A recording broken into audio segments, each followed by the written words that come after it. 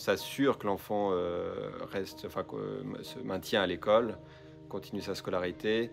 On s'assure également qu'au niveau de la santé, les besoins sont couverts. Le parrainage des enfants, dans le cadre de notre programme de parrainage au Laos, s'effectue en plusieurs étapes. La première, ça va être l'identification de l'enfant.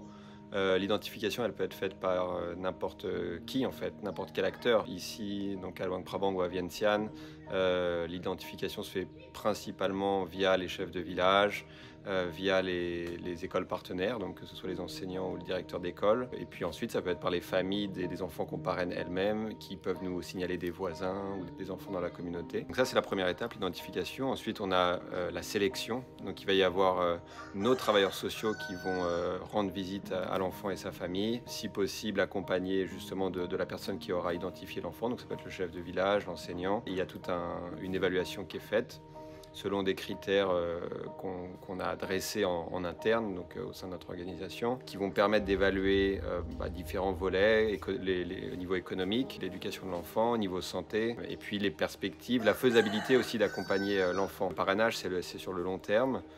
On n'est pas une ONG d'urgence, donc si vraiment le cas est trop compliqué, si on fait face à une maladie vraiment spécifique qui nécessite un traitement intensif ou vraiment très régulier, dans ce cas-là, on ne va pas abandonner l'enfant, mais on va l'orienter vers une autre ONG compétente. Et ensuite, donc, si l'enfant est sélectionné, le parrainage se met en place, et donc là, on accompagne, il y a tout le travail de suivi, d'accompagnement socio-éducatif, qui est mis en place. C'est un suivi régulier et qu'on essaye le plus holistique possible.